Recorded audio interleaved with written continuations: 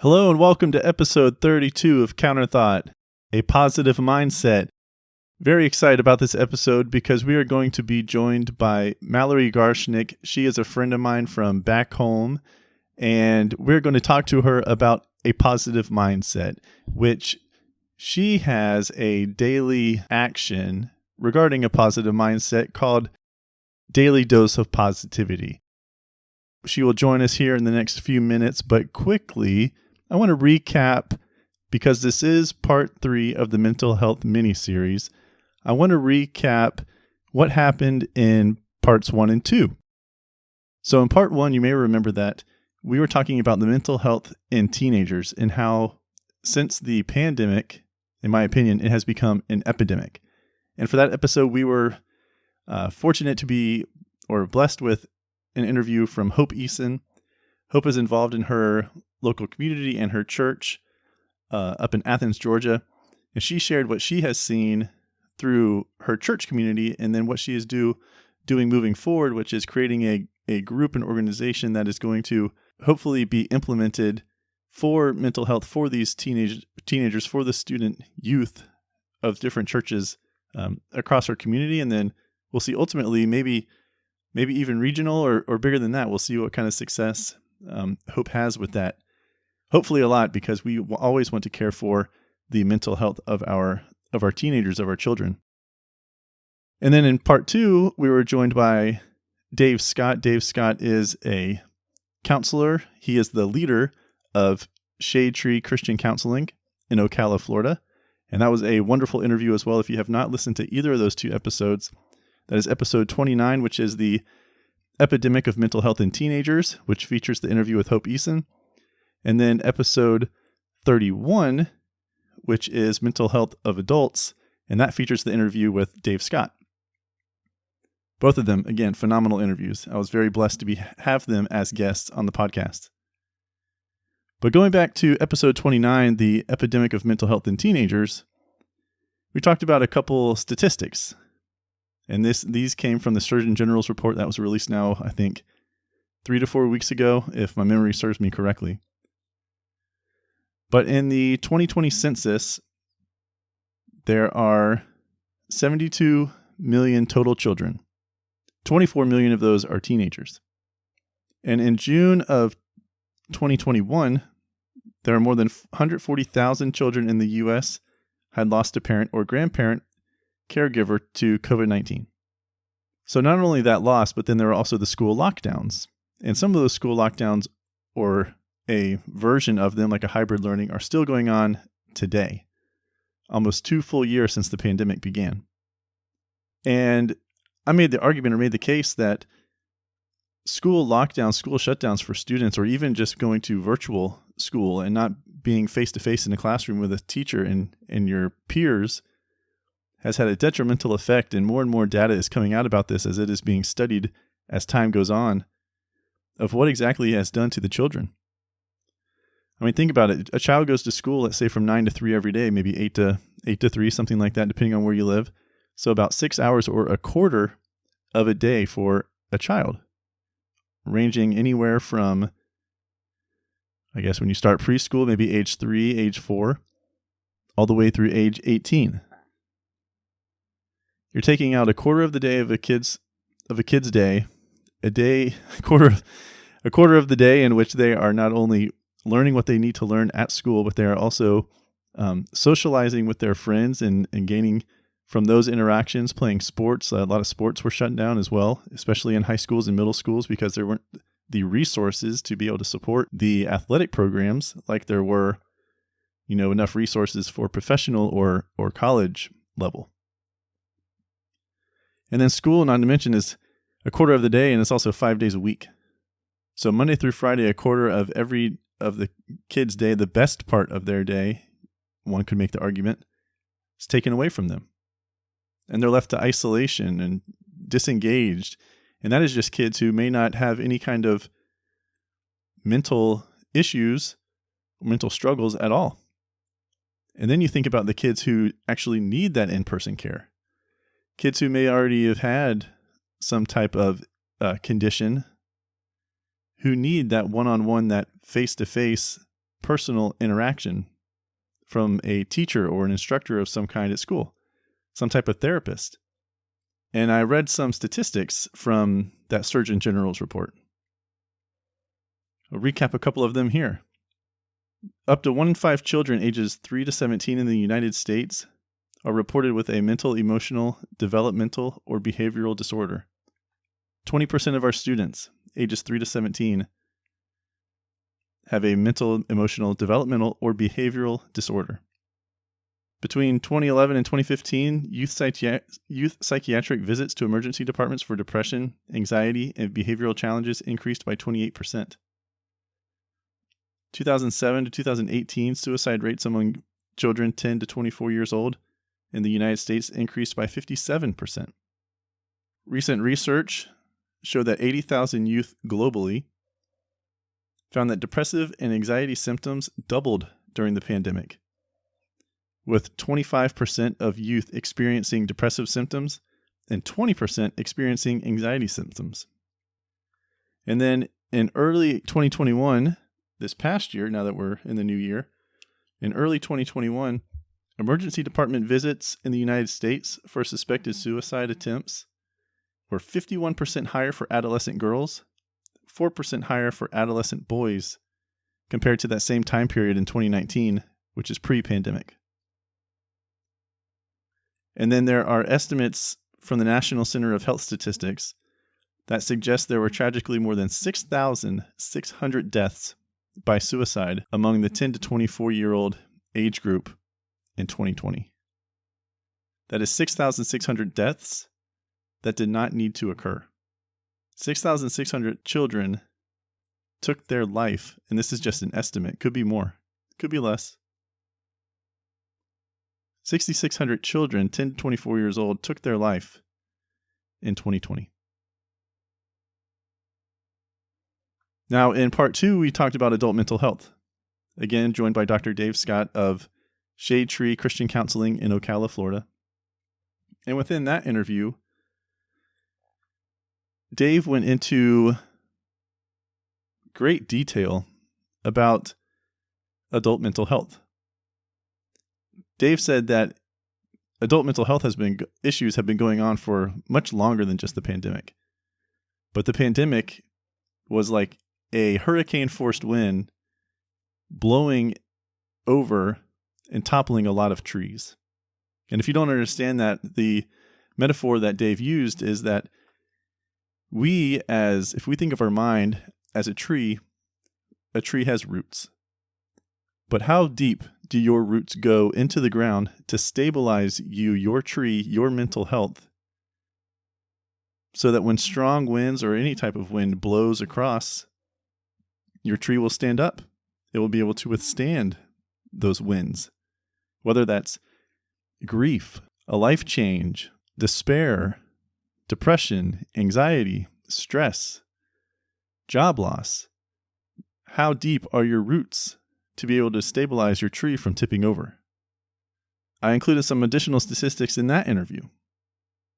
In 2020, 53% of American adults said their mental health had suffered because of the pandemic. That's according to the Kaiser Foundation. Also, in 2020, according to OptumRx, which is one of the top 3 pharmacy benefit managers, get your prescription drugs. 2020, OptumRx said that antidepressant prescriptions increased by 14% after the initial pandemic outbreak. And then according to the National Council of Behavioral Health, in 2020, 54% of behavioral health programs closed because of the pandemic, so people can't get the help they needed, and 65% had to reschedule or turn away patients. So either delaying the care that people need, or again, not providing the care that people need altogether. So that just exacerbated as Dave mentioned in the interview, and please go back and listen to it, that just exacerbated the issues that already existed with adult mental health. The numbers of adults who say that they suffer from a mental health disorder or some type of maybe various stress responses for their mental health. And Dave also included in that interview that there are many different things we can do as individuals to help decrease the toll that we are taking mentally getting out and exercising, being in a community, whether that is just friends and going out for a run or a walk, or meeting up for coffee or a dinner or a breakfast or a lunch, whatever. But there are things that we can do, and during the pandemic, there were a lot of things locked down that we couldn't do. So those lockdowns, again, exacerbated the issues that were already existing for adult mental health. And then I had this theory I proposed to Dave in part 2, the adult mental health episode 31, tying it back to part 1 with the children, saying that the mental health of the adults ties directly to the mental health of the children. Because if the adults are the caregivers for these children, the guardians is not to where it should be, then the mental health issues or struggles that the adult experiences, the guardian, the parent experiences, is going to have an effect on the child. And Dave gave an example of how if we have a cup and we are holding a cup, that cup needs to be filled. Our personal cup needs to be filled. And if our cup is not filled, we cannot pour into the children, so that their cup can also be filled. Everything from basic needs, if you look at Maslow's hierarchy of needs, everything from safety and shelter to the highest of that hierarchy. If we ourselves as the adults are not capable or are not ready to care for the child because our cup is not full, because our mental health is not to where it should be, then we are going to have a detrimental effect on our children. So as adults, we need to take the responsibility to make sure that our mind is right, that we are driving our roots deeper into the ground to be able to withstand the winds that come into our lives and try to tip over our tree, but it will be unsuccessful. So now with part 3. Our guest is Mallory Garshnick. She is a friend of mine. I know her from back home. She was a year ahead of me in school, actually. But she has agreed to come on this episode as part 3, which first we talked about, remember, it was mental health for teenagers, and then part 2 is mental health for adults. And now we're kind of switching gears, looking forward after all this talk about mental health and where we are with it in teenagers and adults and for this country overall. And looking forward, like what can we do to improve our mental health as one aspect. But Mallory, she has a daily dose of positivity currently going on. And Mallory, I would love for you just to give us a quick backstory of not only the daily dose of positivity, but also just your backstory, your history, and introduce yourself to the listeners. Well, hey, Brian. Thanks so much for having me on. And guys listening, he's totally lying. I'm way younger than he is. I'm not a year older than him whatsoever. Well, they think I'm 29, so. Oh, perfect. Great. In that case. That's great. Well, it's fun to be here today. I'm excited to be here with you guys. And yeah, share a little bit about Daily Dose of Positivity. So, like Brian said, my name's Mallory. I'm a dentist. I am a third generation dentist. My grandfather, father, aunt, cousins, like pretty much everybody in my family was in the dental field. And, some families talk about religion and politics around the Thanksgiving table, and we talk about teeth. So that was just kind of how I grew up. Um, Loved dentistry, did that for a few years, and actually got into the network marketing space about 9 years ago. Originally, just to earn some extra money to pay off those expensive student loans faster and have some extra money to travel. And as I started building that business and I learned more about the industry and learned, how lucrative the business opportunity can be when you work it like a business and not just like a hobby, I started treating it like a business and not just a hobby. So, ended up retiring from dentistry just shy of my 30th birthday, which was not just the other day. Um, but so it's been awesome. So then I moved to Nashville, and that's where I met the man of my dreams, my now husband. And we then picked up and moved to Montana, where we had our daughter, Posey, and she's now 3.5. But shortly after she was born, we realized we wanted to be near family. So we moved back to my hometown, our hometown, I should say, of Ocala, Florida. So we are here now, and we have a son also who's about a year and a half. Um, and so over the last 9 years, I've been in the space of monetizing social media and learning how to build a business online. And as you guys know, 2020 taught us a lot of different things, right? But one of the things I think it really taught us is the importance of being able to earn an income online. Online sales have been increasing year over year. And, my personal opinion, and probably a lot of you would agree with this, like that's not changing anytime soon. We're not on the trajectory of heading back to brick and mortar, right? So, Daily Dose of Positivity was born this summer. Again, out of sort of around there's been a lot of negativity on the internet, a lot of negativity out there in the world. And I think a lot of people are struggling right now. And I was starting to feel as though it was very easy to open up my social media browser and, see just be inundated with all sorts of news or controversy or whatever the case may be. And I was having to try harder to limit that stuff from my feed and make an extra effort to follow the accounts that, make you feel warm and fuzzy inside and push you to become better and motivate you and inspire you and all of that. So I wanted to do my part, so to speak, and spread love and light and be a positive light out there in what can otherwise be, a somewhat dark period of time. And so I got some feedback from some friends locally. Actually, it was one of my husband's friends, and he, just made a comment to my husband one day while they were golfing. He was like, "I love seeing your wife's posts on social media. Like, I feel like she's just such a ray of sunshine, or delivers such a positive message." And my husband came home and told me that, and he was like, "You really should do like a daily dose of positivity." So the name came up. It was all him. He's kind of the brains behind the operation sometimes, right? And yeah, and so it just I just honestly I just agreed to it before I really thought it through. And I do tend to make decisions pretty quickly. I'm like a go with your gut person. So I was like prayed about it a little bit. That's important to me and is part of how I, make my decisions.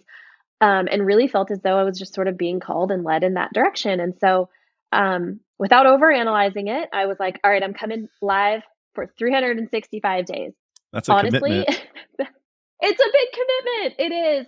And maybe I should have started a little smaller, right? Because, there have definitely been days where I'm like, one, I don't feel like it, or two, I'm traveling and it's crazy to try to fit it in, or three, it's just hectic and, kids are sick or whatever, a lot of moving parts. But I'm proud to say that today is day 172, I believe, as of when we're recording this right now.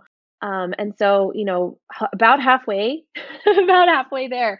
And I'm really proud of that because it's, there are definitely plenty of days where it is easy, but there are also definitely days where it's not. And it's a commitment that I've made, and so I'm keeping it. Um, but yeah, that's kind of the backstory. Like that's how it got started.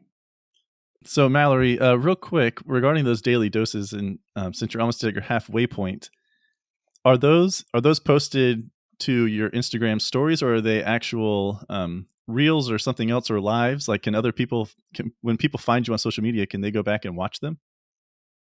Yes, good question. Thank you for asking that. I should have clarified that. So I go live. So instead of someone binging Netflix, they could binge Daily Dose of Positivity. Exactly. You want to binge some daily dose of positivity? Head on over to my Instagram page. It's at Mallory Garshnick. And under the videos tab, they are all saved there in a series. So you can scroll back as far as you want. I challenge you to start at day one and binge, right?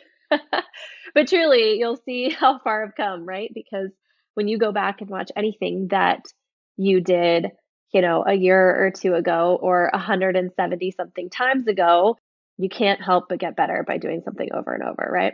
Right. That is very true. How would you rate the engagement and the feedback that you've received so far? Oh gosh, that's such a good question. Okay. So I for the first 110 days, and I remember this so well, I almost gave up. Like I actually did a video around, gosh, I'd have to look back. It's probably day like 107 or something like that. Um, but it was at least 100 days before I felt as though there was any sort of traction. In my head, I committed to 90 days before I looked at like, insights or before I tried to see, pay too much attention to how many views or how many comments or any of that sort of stuff that I feel like we can put too much emphasis on. I was committed to staying consistent and then looking back and analyzing after at least 90 days. For me, I didn't see a lot of traction until about day 110. Wow, that's a long time. It is a long time, and honestly, it was it was a little frustrating because I would do a video and there would be, 5 people on live, and then it would Hmm. maybe get not even 100 views, which I have a pretty good following on Instagram. At that time, I had about 13,000 followers. So to get, a couple hundred views, I was like, "What is going on?" Right? Right. Um, but reels are super popular and, it just I don't know, it just wasn't catching on. So, at first, it was a little frustrating, but I had committed to doing it. And I know I keep saying that word over and over, but it's true. That's just what it is. It was the commitment that I made to myself and I was going to keep it no matter what. So, at about day 110 or so, I've also been doing, some reels because those tend to have the most organic reach. Like you can reach more accounts organically with reels than with posts or with videos at this Right. point, right? So my following has almost doubled since about October. I'm just shy, as of today, just shy of about 25,000 followers. And so it's almost fully doubled in the last like 2 months or so. So my point in sharing all of this is really just to whatever it is that you're working on. It doesn't matter if it's a daily video, it doesn't have to be a daily video. It could be daily activity on your fitness or eating healthy every day or drinking more water every day or, adding in new supplements or working on your online business or working on a goal that you have for your family, whatever it is. It's so easy for us as Americans in 2021, 2022 to want and look for immediate instant gratification, immediate results, instant gratification. Like that is what everybody is so used to. It used to be 20, 30 years ago, you had 10, 15 seconds to grab somebody's attention, right? With a commercial or whatever. And Hmm. now, I mean, it's down to either fractions of a second or right around 1 to 2 seconds to grab someone's attention before they just keep scrolling, you know? And Yeah. I remember at one point years ago, it was like when you meet a first impression face to face, which how many first impressions are face to face nowadays? That's a different topic, but it was like you have 7 seconds. That's your first impression is 7 seconds. yes. Yeah, and you're right. That is a totally such a good point too, because very rarely do you have a first impression face to face. Um, but yeah, so I think the biggest thing overall that this has taught me is to just stay consistent every single day because even on the days that you don't want to do it, that's okay. I have plenty of videos that are about like finding the positive, finding the good on the days that you're tired or staying positive through an injury. I had like a neck injury early on and I was like, how am I supposed to go on here when I'm in this much pain and, tell people and be positive. And you guys, being positive and finding the good is not saying that there's no bad or there's no sadness or there's no, hurt. Like that's not the message that I'm trying to portray here.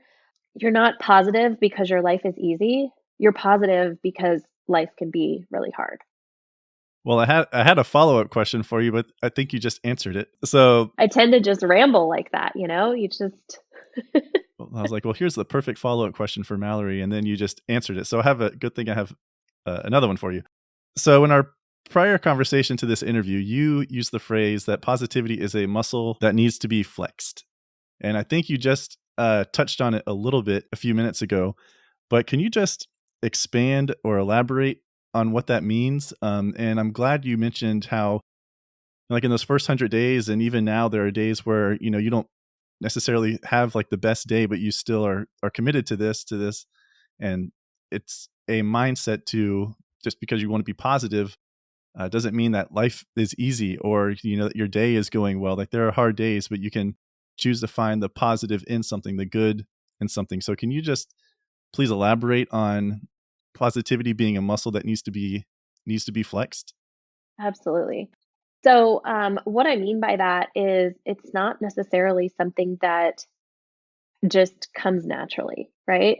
You have to practice finding the good, just in the same way that you have to flex your muscles, work your muscles for them to get bigger, and to develop that like muscle memory, right? So the more like think about like a bicep curl, for example. I mean, the first time we did a bicep curl, I don't know when that was, like let's say elementary school or middle school or something. It's weird, right? And but over time, you develop those muscles, you get stronger, you use heavier weights, and your body remembers how to do it. You don't have to think like if I just handed you a weight right now and I said, "Hey, do a bicep curl," you would do it. You wouldn't have to think about like exactly where to put your arm or where to hold your elbow or, you don't have to think through all of the exact mechanics of it. And finding the good and being positive, I think is a lot like that. Like you have to practice it. You have to like do the things to to build that muscle memory to look for the good. We're constantly you can rewire your brain, right? Your thoughts. I learned something the other day. 95% of our thoughts are repetitive thoughts throughout the day. We are thinking things over and over and over, and they're the same things. So, the challenge to that and the question you should be asking yourself is okay, well, what are the thoughts that I'm repeating all the time? What are those things that I'm telling myself? Am I telling myself limiting beliefs? Am I telling myself that I'm not doing this well enough? Am I telling myself I'm unattractive or stupid or, fat or whatever? What are the thoughts that you are telling yourself? Are you telling yourself that you're poor and you're never going to see success? Are you telling yourself that you're a failure? Are you telling yourself everyone around you is better than you? Those are the things that like those repetitive thoughts, those become our feelings and our actions, and ultimately our actions become our habits, and that is what leads to success or failure, right? So switching out like that's the bad news, right? Is that if you are having all those thoughts, like that's not great. Right. But the good news about that the good news is that we are in control of what those thoughts are. And when you start to have those negative self-limiting beliefs and you allow those thoughts to start matriculating or in your head, you can stop that and say, "All right, that's not a thought that I want to continue repeating." And you can replace that thought with a thought that you do want to repeat, whatever that looks like. And so I think, affirmations are so important. There are things that I tell myself about, my success and about my family and about, creating an exceptional marriage and all of these things that are important to me um, in all different aspects of life. Because again, if you're just setting goals or just focusing on one thing, it's kind of like rowing a boat with one oar. You're just going to spin in circles, right? So you don't want to have an incredible business at the expense of your marriage and your family life. That's not worth it. Right. So, setting those goals in all aspects, I think is really, really important. But we are in control of what those thoughts are. And I think a few years ago, I used to think like that, I'm supposed to like that people that are positive, people are either positive or negative, is sort of the belief that I had. And the people that woke up and chose to find the good and were people that I enjoyed being around. Everybody wants to be around positive people, right? Everybody prefers those people over the negative people. I kind of had this idea in my head that they just like woke up and it was a given and they just didn't have to do anything. They rolled out of bed and everything went their way and everything was just simple. And that's not true. It's just Right. simply not true. So I'll give you an example of what I did today getting up, getting ready for my day, I think it's very, very important to do the things that fill your cup. Okay. I think it's so important to do the things that fill your cup. So, for example, one of the things for me, I'm automatically in a better mood when when there's music playing. So sometimes if I'm getting frustrated or the kids are starting to act crazy or whatever, my husband will all of a sudden just turn music on in the room that we're in. And it's almost like a sign to me, like a, hey, you need to take it down a notch. Like I can feel your level rising. Um, so it's way more helpful than if he's like, hey, you're kind of being a jerk right now, right? Because we all know how that conversation would go. So, um, right? Uh, So for me, music is really important. So this morning, I turned on some music, got my blood flowing a little bit. Moving my body is so important to me. So I did a quick, like 10-minute workout, nothing crazy. I'm not, if you're a huge fitness person, you're like, what is she talking about? How can you possibly work out for 10 minutes? But for me, it's more about like the getting the endorphins going, like yeah. than it is the actual like physical workout part. So it's enough for me. But got my body moving, had some good music playing, and before I started all of this, I turned on, like, an oil diffuser that I have in my bathroom, put that on, so when I walked into my bathroom afterwards to get in the shower, I was like, "Oh, my bathroom smells like a spa. This is so wonderful," right? And that immediately made me happy too. So, it was almost like I had forgotten that I had done it, what, 15 minutes earlier, but Yeah. I did, and it's almost like you plant all these little seeds for yourself to find along the throughout your morning routine, right? And so these are all things that I know help put me in a better mood. My faith is also really important to me, so I make sure that I set aside some time every day to, be with the Lord and pray and be in the word and all of that.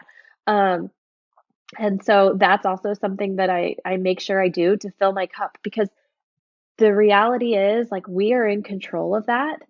And just like on the airplane when they tell you to put your mask on first, you have to fill your cup first because the rest of the world is poking holes in your cup all day and that water is going to drain out. And so if you are not constantly filling it yourself, you're going to be burnt out, you're going to be exhausted, you're going to be grouchy with other people, and your life's not going to be as great as it could be. So I think that that is something that is I think that's so super important is like taking the ownership of that and making sure that you do the things that you know are going to fill you up. Now, just to clarify, that is the oxygen mask. We are not talking about COVID here, so don't need anybody giving sending me any emails or hitting me up on Instagram about that. Um, She's saying, "Put your mask on." That's funny. so, Mallory, I'm curious to know because I asked in episode 2, I asked the question of Dave Scott. I asked him, like, how does the mental health of the adult who has children or a guardian who, has children, cares for kids, how does that impact the mental health of the child themselves? So for you with your daily dose of positivity and what you're just talking about with filling your cup, have you seen or have you noticed how that impacts your family, your husband, your two kids? I know your two kids are real little, so that may be hard to notice, but at least like for you and your husband or the relationship between you and your husband or you and other people, focusing on positivity? Yeah, I think it helps me for me personally, it's been a challenge for myself because it forces me to look for the good in every single day, right? And so, um, I'm constantly looking for good things that happen so that I have stories to share. And I think that that's been really huge for me personally. As far as like for our kids, so we've got a 19-month-old and a 3.5-year-old. So yes, they're littles, but I do see I do see this showing up with them. I'll give you guys a couple examples. So with our daughter's the 3.5-year-old, and I'm constantly just pouring affirmations into her and, telling her that she can do anything. And if you've got kids or you've ever had a toddler, like, they get frustrated easily when they can't do the things that they want to do, right? So I'm always telling her, yes, you can. You can do anything. You can do anything. And so the other day we were out playing on our new play set that they got for Christmas. And I asked her, I can't remember what it was exactly, but I was asking her if she needed some help, maybe climbing up the ladder or, something like that. Like, can you do it on your own? And she was like, of course I can, mommy. I can do anything. Remember? Oh, that's sweet. That was such like, I was so proud in that moment of her for, you're like, wow, okay, good. She's listening. It's sinking in, she's starting to really believe in herself. And the other thing that we do is, we created like some affirmations for them, um, telling them who they are, right? Because if you don't know who you are, the world is going to tell you who you are, right? And who the world tells you that you are is not necessarily going to be rooted in the truth, right? So I want her to go to school and grow up with the confidence of knowing who she is. And so when anyone else says something to her, like, you're a jerk, or I don't like you, or whatever it is, Hmm. she has that confidence to say, no, that's not me. This is who I am. And if you don't like me, that's okay. But the only reason you don't like me is because you don't know who I am. Right. Versus the kid who doesn't know who they are and someone tells them they don't like them and they're like, oh my gosh, well, what can I do to make you like me? And you have to like me. And right. And that developing that whole like people pleasing mentality. So, anyway, we've created a couple affirmations for her, and of course, as she gets older, we can allow her to change these and be who she wants to be, right? But since she's so young, we tell her every day that she is strong, she is beautiful, and she is smart. And so those are the things that, and so we say that together, and she says, "I am strong, I am beautiful, I am smart, I am a child of the living God, and today is going to be awesome!" And we yell awesome together. And we have them for George too, and he's about a year and a half, so he's learning his as well. But it's such a fun little thing that we do together, and and they can kind of yell those things together, and we just sort of make it like a fun family activity. But yeah, I think that's all kind of part of it, right? Like part of raising your kids with to have confidence and to find the good, and to be confident in who they are. I'm trying to picture, and I'm sure it's the cutest, most adorable thing in the world going through those daily affirmations. And me having similar age children, I'm thinking I might steal that from you and Do it. start I doing that stole it from myself. a friend. Yes, I stole it from my friend Jim Larson. He's amazing. He's a motivational speaker. And yeah, he shared, they actually made canvases with their kids' words on them. And this is something Okay. that Jim's dad did with him years ago. And he shares about this when he shares his story, but he talks about different times in his life in his childhood when he was bullied. And there was one time that he was like thrown into a dumpster behind the school and all this stuff, Oh right? wow. Like, not so great. Yeah, like pretty challenging situations, right? But he was like, I remember getting out of the dumpster, like peeling the banana peel off my forehead and Oh being my like, gosh. these kids, these kids are missing out. Like they just don't know yet. They don't know how awesome I am yet. And Hmm, I'm like, dang, that's pretty impressive because that is not how I would be jumping out of a dumpster. Like I would be in tears and, you know, right. picturing back to my middle school self. Um, so he talked about how that was something that his parents did with him, and he now does with his children. And again, I love that this is how things grow and are shared. This is what I talk about in Daily Dose of Positivity is spreading love and light, right? So, learning from other people and then sharing that with your network so that those people can create ripple effects Uh-huh. with their networks, and that is how the love and light is spread. So Mallory, I remember way back when I used to have this, I guess, thought or this mindset that if you only allowed yourself to be positive, to think positive, that if any actual like big time hardship came your way, that it would almost be a weakness because you didn't allow yourself, and again, this was years ago, didn't allow yourself to like deal with these hardships because it was all because to me in my mind I was thinking, well, if a hardship came in, it would just be shutting it out, and you would focus on the positive, and you wouldn't learn how to deal with the actual hardship. But listening to you now, it seems like the positivity isn't a hole or a chink or a weakness in the armor. It is actually strengthening the armor. Do you agree with that, or have you had any of those same thoughts, or people express that to you? Like, how can you remain positive and then be ready to handle a Yeah, hardship? I think that's a really good question. Um, One of the books that I just recently read and really highly recommend is The Power of Positive Leadership.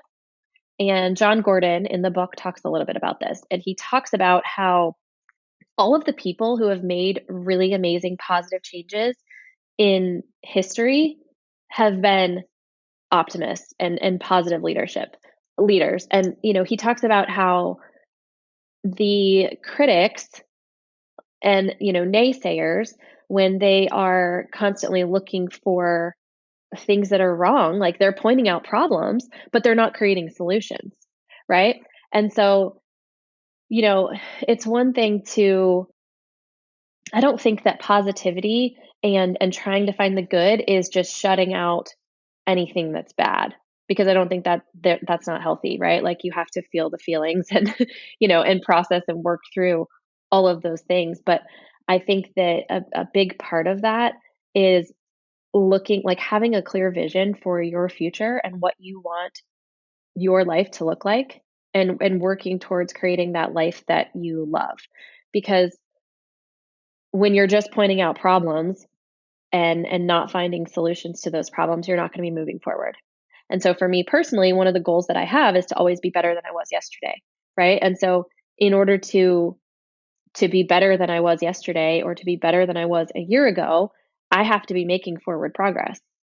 And pointing out problems, or you know not moving forward, is inhibiting me from doing that.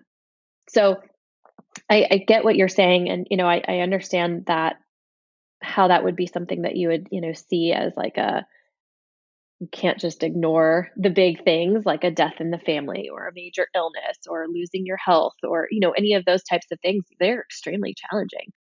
But I think we, like, along those lines with health and illness and things, I think we know that mindset has a lot to do with recovery. And I mean, the placebo effect is a real thing, right?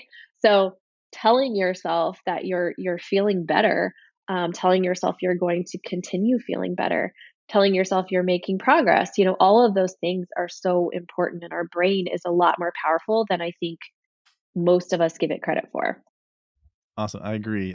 Like I said, I think just listening to you during this interview, you've already reshaped that thought that I once had about how if you are always positive, then you can't handle the negative. So I see that differently now. And thank you so much for diving into that and explaining it, for not only me but also for everyone who is listening to this episode.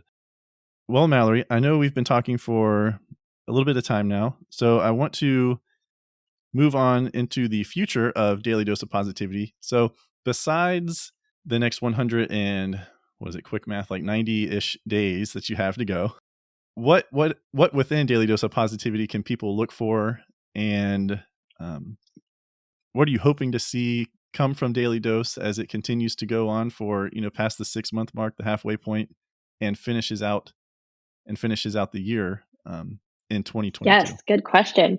Looking ahead, I love that. So what I'm doing right now, we're working on a couple little mini series within the overall series. We just did one a few weeks ago, about where you are going to be 5 years from now, and how to make each day better than the last. It was like an 8-day series. We're in the middle of a goal setting series right now, because as we're recording this is the end of 2021. Um, and we are setting some goals to work towards making 2022 the best year yet. So I'm working on a couple little mini series within the overall Daily Dose of Positivity series. So that's the first thing you can look for. And the second is, I'm working on collaborating with a couple other people. So my goal is once a week to have a special guest on every single week, and kind of do somewhat like this, like interview style, and just hearing from some other people who are spreading love and light out there on the internet to expose my network to some other really great people as well. Awesome. I will be tuning in for that. I already watch all of your stories and vote in all of your polls. Thank you. And I'll continue to follow along for the next 190 plus days. And maybe there will be a second year of Daily Dose Positivity. I don't know. I don't want you to reveal anything right now. But great stuff, Mallory. Thank you.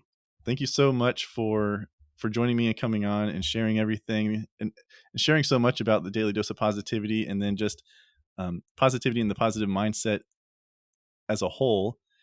So can you real quickly just remind everyone again where they can find you on social media? And I will also include your social media account handles, I believe is the appropriate term. As an older millennial, I'm not quite sure. But I'll include those in the show notes. Yes, perfect. So on Instagram, I am at Mallory Garshnick. And on Facebook, I'm the only Mallory Garshnick on there. So you can find me there. Yeah, not a common last name. So that's nice. Awesome. Well, again, thank you, Mallory, so much for joining me and for sharing everything that you have shared with all of us.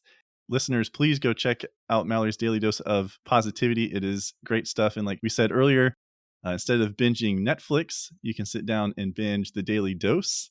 And I know, speaking just for myself, I look forward to each daily dose that's yet to come. Thank you so much. Thanks for having me, Brian. Wow, what a fantastic interview with Mallory Garshnick. Please go follow her on Instagram. Get that daily dose of positivity. Again, she goes live every single day. I believe typically in the evening time with her daily dose, or, obviously whenever her schedule allows her to get it into each day. But I've been following it for a little while now. I need to go back and binge watch it, but I've been following her daily dose for a little bit now, and it is great content. They're not very long, so don't think it's a huge time commitment to just check in each day and get that daily dose of positivity. But please, go check it out, because as we've learned over this mini-series, mental health is extremely important. And I know it's towards almost the end of this mini-series, but some of you out there may be thinking, why are we even talking about adult mental health for a podcast that is dedicated to conservative commentary about against mainstream media, politics, and culture? Well, it's the cultural aspect of mental health. That is where it fits into this podcast. There is obviously mental health issues, I believe, an epidemic going on across all ages, children and adults within this country. And I think that ties back to the culture of America. We're not going to get into it here, but my brother-in-law posed the question to me when I was talking to him about this mini-series briefly a little bit ago, a few weeks back, I think over the Christmas break. Yes, well, what exactly is going on within the United States? Because there are other countries who are just as developed of a nation, of a country like we are, just as civilized, across the pond, mainly over there in Europe, or maybe down like in Australia, New Zealand, or maybe East Asian countries and things like that are just as developed. And they're not experiencing mental health problems like we are in the United States. So what is the root cause? What is going on in the United States culturally that is causing an epidemic at this level?